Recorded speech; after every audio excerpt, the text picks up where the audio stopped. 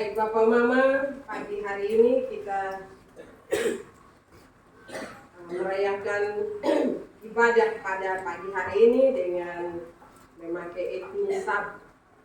Karena itu sapaan kita saya akan mencoba juga pakai bahasa Sabu. Kalau saya salah ucap jangan marah saya Bapak Mama. Setelah saya mengucapkan sapaan, saya minta Bapak Mama akan menjawab dengan Helama Tona Iye Ina atau Mama. Baik Bapak Mama, salam. Helama Tona Iye Ama Ina Henao Hege Boko. Baik, sekali lagi saya ulang, mungkin saya salah ucap. Sekali lagi, salam. Helama Tona Iye Ama Ina Henao Hege Boko. Bapak Mama, saudara-saudara yang saya kasih di dalam Tuhan, tema yang akan kita renungkan bersama pada pagi hari ini yaitu sentuhan yang memulihkan. Sekali lagi, sentuhan yang memulihkan. Berbicara tentang sentuhan yang memulihkan Bapak Mama, saya percaya bahwa kita melakukan hal itu juga dalam kehidupan kita. Contoh, ketika seseorang anak menangis dan ada orang tua yang pergi untuk mengambilnya, menggendongnya, memeluknya, maka pasti anak itu akan diam. Bapak Mama, saudara-saudara yang saya kasih di dalam Tuhan, apa yang dialami oleh murid-murid ketika Yesus meninggal, mati, dan meninggalkan mereka? Ada rasa yang ada dalam kehidupan mereka. Bukan rasa kehilangan saja, tetapi ketakutan karena fitnah. Bahwa mereka yang mencuri mayat Tuhan Yesus. Ada luka batin karena kematian orang yang dikasihi, orang yang disayangi. Dan kesangsian akan masa depan karena orang yang menjadi panutannya dihukum mati. Membuat pada saat-saat awal kebangkitan Tuhan Yesus, para murid selalu menutup diri. Karena ketakutan sehingga mereka bersembunyi di tempat tertutup, tempat rahasia. Bapak Mama dalam keadaan batin yang bergejolak, takut. Disitulah Tuhan Yesus hadir di tengah-tengah mereka. Bapak Mama, mari kita merenungkan dua peristiwa penampakan diri Tuhan Yesus di awal masa 40 hari setelah kematiannya yang terbaca dalam firman Tuhan tadi. Di mana kehadiran Tuhan Yesus seperti sentuhan yang memulihkan perasaan duka cita menjadi sukacita. Ketika Tuhan Yesus, Bapak Mama, hadir di tengah-tengah para murid, semua ketakutan, luka batin, dan kesangsian akan hari esok menjadi sirna dan berubah menjadi sukacita yang berpengharapan. Kita bisa membayangkan Bapak Mama ketika kita ada dalam ruangan tertutup dan Tuhan Yesus hadir di situ. Ketakutan kita akan sirna seketika karena kita punya harapan baru. Dan itulah yang dialami oleh murid-murid pada waktu itu. Ketika mereka mengenal Yesus, mereka bersukacita. Dan sukacita itu tidak berakhir di situ Bapak Mama. Tetapi Tuhan Yesus menyembusi Roh Kudus dalam kehidupan mereka. Memberi tanggung jawab besar dalam kehidupan mereka. Untuk memberitakan kebenaran firman Tuhan. Memberitakan apa yang mereka rasakan dan apa yang mereka lihat. Itu yang disampaikan Yesus bagi mereka. Papa Mama, dalam kehidupan kita, sesungguhnya kita juga membutuhkan kehadiran Tuhan Yesus melalui Roh Kudus dalam kehidupan kita setiap hari. Agar saat ada duka cita dapat cepat dipulihkan. Agar sakit hati dan kepahitan hidup bisa terlepas dan selalu ada harapan dalam kehidupan kita untuk hari esok. Sesungguhnya Bapak Mama, sekali lagi kita membutuhkan Tuhan Yesus dalam kehidupan kita. Kalau kita mau jujur, tapi kadang ketemu juga keras kepala Bapak Mama. Seharusnya kita butuh Tuhan untuk menjamah seluruh keberadaan hidup kita, tapi kadang kita menutup mata dengan hal itu. Kadang kita berupaya untuk melepaskan diri sendiri.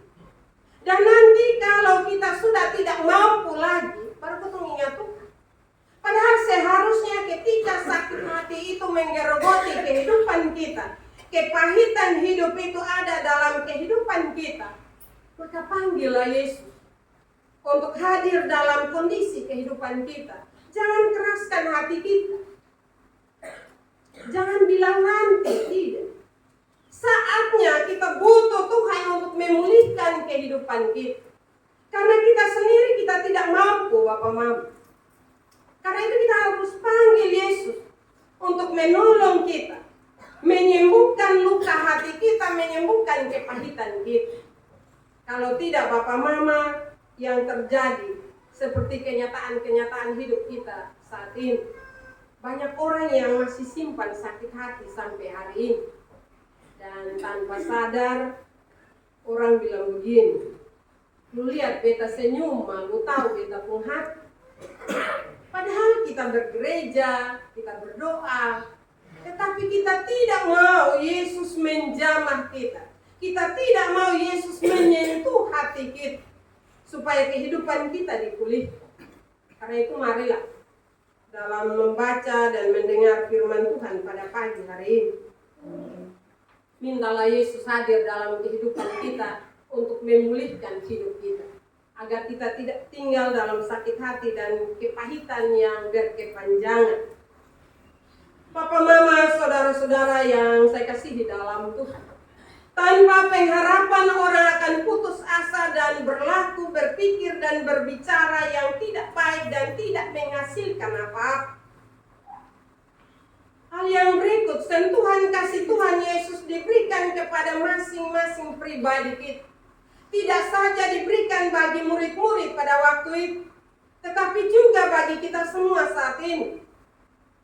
Kepada Thomas yang tidak hadir dalam pertemuan atau penampakan Yesus yang pertama, Tuhan Yesus memberi undangan pribadi untuknya untuk mencucukkan jarinya ke lambung. Taruhlah jarimu di sini dan jangan tidak percaya lagi. Bapak Mama, ketika Tuhan menyatakan hal itu kepadanya, ada pengakuan yang tulus dan mendalam dari Thomas pada waktu itu. Ya Tuhanku, Allahku. Sebuah pengakuan yang lahir dari dalam hati. Hidup orang percaya pada saat ini hampir tidak bisa dibedakan dengan orang fasik atau orang-orang yang tidak percaya Tuhan. Coba kita lihat dalam kenyataan kehidupan persekutuan iman percaya kita kepada Tuhan. Ya hari ini banyak kita boleh ada untuk mensyukuri kebaikan Tuhan. Tetapi dalam perjalanan kehidupan kita dalam persekutuan ibadah, kadang kita juga tidak mau memberi diri untuk memuliakan nama Tuhan. Akan ada banyak Thomas, karena Thomas bukan tercatat di Alkitab hanya karena kesangsiannya, tetapi juga karena kehadirannya dalam persekutuan orang percaya.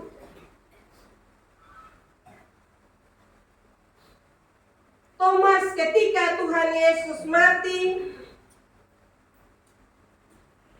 dia tidak bergabung dalam persekutuan murid-muridnya. Dalam Alkitab tidak mencatat dia gimana. Sehingga dia tidak menyaksikan penampakan Tuhan. Dan ketika hal itu terjadi dalam dirinya, Tuhan tidak membiarkannya. Dengan pikirannya, bahkan Tuhan tidak membiarkannya jauh dari persekutuan. Tetapi Tuhan punya cara. Dan menampakkan diri bagi Thomas.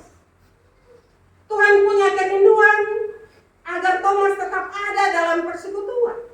Demikian juga dalam kehidupan persekutuan iman percaya kita kepada Tuhan.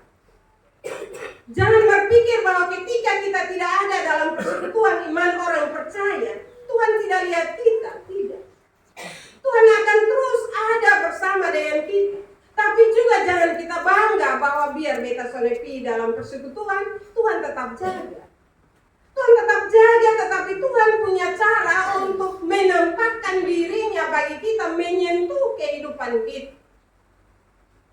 Tuhan punya banyak cara untuk mengembalikan kita dalam persekutuan yang utuh, untuk memuliakan nama Tuhan. Karena itu marilah Papa Mama, jangan jauh. Dan juga jangan bangga bahwa ketika beta jauh, beta tetap hidup aman, beta sehat walafiat. Jangan Papa Mama. Thomas ketika dia ada dalam keraguan-raguan, bahkan dia bilang kalau beta lihat dulu baru beta percaya. Tetapi Tuhan Yesus bilang berbahagialah orang yang tidak melihat namun percaya. Karena itu sebenarnya kita semua yang hidup di zaman ini adalah orang-orang yang berbahagia. Karena itu marilah, kebahagiaan itu tidak saja kita nikmati, tetapi kebahagiaan itu kita nyatakan dalam mengambil bahagian dalam persekutuan orang-orang percaya. Hal yang berikut, kehadiran Tuhan Yesus mengukuhkan iman murid-murid yang sudah mulai lesu karena tokoh yang diyakini akan menuntun, melindungi, dan mencukupi kebutuhan mereka sudah tidak bersama mereka, bahkan sudah dihukum mati. Papa Mama, saudara-saudara yang saya kasihi dalam Tuhan, iman itu seperti sepotong kayu bakar yang walaupun menyala besar dalam tungku, tetapi kalau dikeluarkan dari tungku, maka lama-kelamaan api di kayu itu akan padam atau akan mati. Jadi Bapak Mama, kalau kita selalu jauh dari persekutuan orang percaya, maka lama-kelamaan iman percaya kita makin redup, sehingga iblis dengan banyak cara dapat merebut kita dari tangan Tuhan.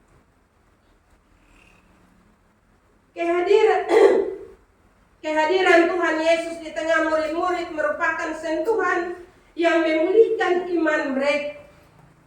Karena itu teruslah berada dalam persekutuan orang percaya dan selalu bertemu dengan Tuhan melalui doa, puji-pujian, dan penyembahan. Agar kita tidak mudah dipengaruhi atau diperdaya atau ditelan oleh banyak persoalan dalam hidup kita. Kehadiran Tuhan dalam hidup kita dapat memulihkan sakit penyakit, sakit hati, putus asa, menjadi sukacita, kekuatan, dan pengharapan dalam kehidupan kita. Karena itu Bapak Mama, saudara-saudara yang saya kasihi dalam Tuhan kita Yesus Kristus, marilah dalam menjalani akan kehidupan ini selalu hadirkan Yesus dalam hidup kita, selalu mendekat di hadirat Tuhan agar Tuhan selalu menyentuh hidup kita.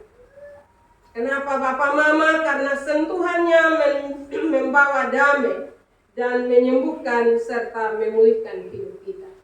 Jadi kalau mau supaya kita dipulihkan, kita dikuatkan, maka datanglah kepada Yesus. Jangan jauh-jauh.